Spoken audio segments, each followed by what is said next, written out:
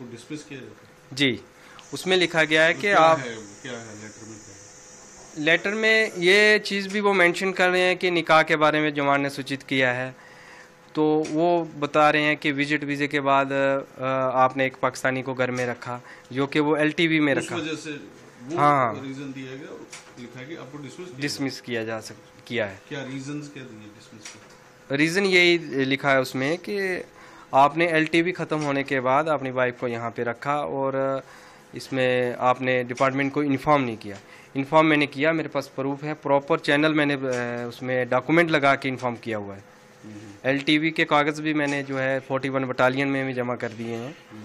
तो इससे पहले मुझे 72 बटालियन में जब मेरी वाइफ आई, उसके बाद मैं छुट्टी काट के 23 मार्च को मैं 72 बटालियन में रिपोर्ट किया था।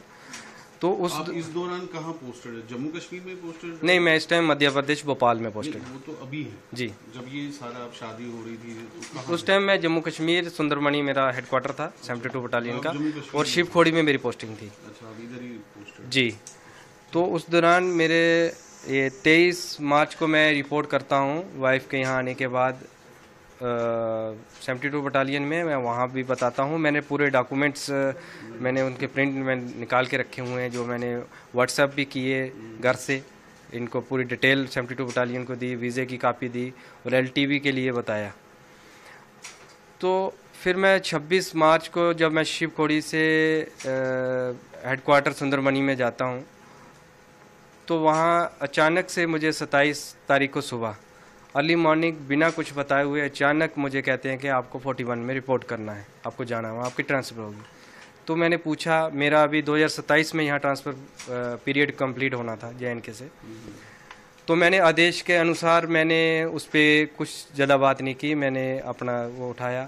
मुझे उसमें जब भी आप किसी दूसरी बटालियन में ट्रांसफ़र होते हैं तो आपको 15 दिन का ज्वाइनिंग टाइम मिलता है, पीरियड मिलता है, आपको घर से होके वहाँ ज्वाइन करना होता है। मेरा वो भी नहीं मिला, मुझे एमरजेंसी वहाँ रिपोर्ट करने के लिए बोल दिया, JT उसमें नॉट परमिट लिख दिया। तो मैंने आदेश के अनुसार यहाँ से 41 बटालियन भोपाल में 29 को मॉर्निंग में मैंने ज्वाइन किया। मुझे ना ट्रेन, जी अभी जस्ट ये, उसके दौरान मुझे ना ट्रेन की टिकट मिली, ना मुझे हेडक्वार्टर से कहीं मुझे छोड़ा गया, सीधा गेट से आउट कर दिया गया। रीज़न किसी ने कुछ नहीं बताया। फिर मैंने वहाँ जाके 41 बटालियन के कमांडेंट सर का, डिप्टी कमांडेंट सर का मैंने इंटरव्यू लिया। इंटरव्यू होता है जब भी पोस्टिंग जाओ, तो मैंने वहाँ पूरी कहानी अपनी मैंने सुनाई, ये बात है, इन्फॉर्म किया, मैरिज मैंने ऐसे की। तो मैंने वहाँ CO सर से बता के मैंने एक DG साहब के इंटरव्यू के लिए एक लेटर लिखा। उसमें भी मैंने यही मेंशन किया कि ऐसे ऐसे मैंने इन्फॉर्म किया था, ऐसे मैंने शादी की प्रॉपर चैनल से।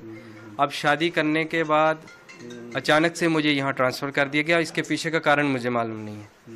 वो एप्लीकेशन अभी मेरी अंडर प्रोसेस में है DG साहब के इंटरव्यू के लिए।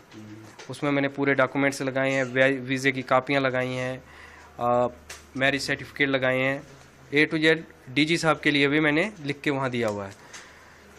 फिर उसके बाद मैं कमांडेंट सर के नाम पे मैंने एक इंटीमेशन लिखा अपनी शादी के बारे में, क्योंकि न्यू बटालियन थी, तो मैंने उनको भी इन्फॉर्म किया प्रॉपर। उसमें LTV के कागज़ भी लगाए कि इस टाइम LTV में स्टे करते।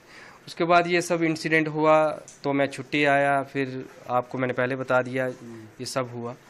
तो कल अचानक से मुझे ये डिसमिस फ्रॉम सर्विस का ये आ गया। तो मैं तो इस चीज़ से हैरान हूँ, तो परेशान हूँ कि ऐसा क्यों हुआ। मैं यही प्राइम मिनिस्टर साहब से, होम मिनिस्टर साहब से अपील करना चाहता हूँ कि एक जवान होने के नाते ही मेरे साथ इंसाफ किया जाए कि ऐसा क्यों। जब मैंने प्रॉपर चैनल 2024 में शादी कर रहा हूँ, 2022 से मैं डिपार्टमेंट को लगातार सूचित करता आ रहा हूँ, वो डिपार्टमेंट जानता भी, हर कॉपी मैंने उनको दी है। और ये LTV की बात, ये FRO कंसर्न के पास, ये मेरे पास पेपर हैं, ये आप देख सकते हैं, has been refer to higher authority for approval के लिए MHA को जा रखा है हायर अथॉरिटी के पास। तो मुझे बताओ कि इसमें कहाँ पे इलीगल हुआ है, जहाँ आप लोग देख सकते हैं डायरेक्टरेट का क्लियर आर्डर है, सूचित मैंने किया है CRPF को, वो क्लियर लिख रहे हैं कि हमें इन्फॉर्म नहीं किया। एक चीज़ उन्होंने मेरे डिसमिस आर्डर में मेंशन की है कि हमें निकाह के लिए सूचित किया। निकाह ही तो होता है शादी, वही तो की है, उसके अलावा तो कुछ नहीं है उसमें।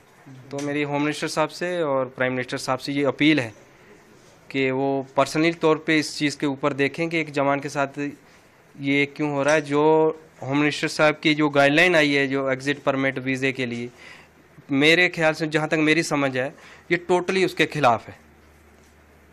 आपको मैंने दिखाया भी है, उसमें वैलिड भी है, न्यू वीज़े LTV ही इशू होंगे, उस पर ये ऑर्डर एप्लीकेबल भी नहीं है।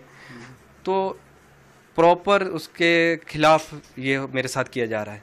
तो कल मुझे ये डिसमिस का नोटिस दिया गया, तो मैं अपनी अपील जो है प्राइम मिनिस्टर साहब से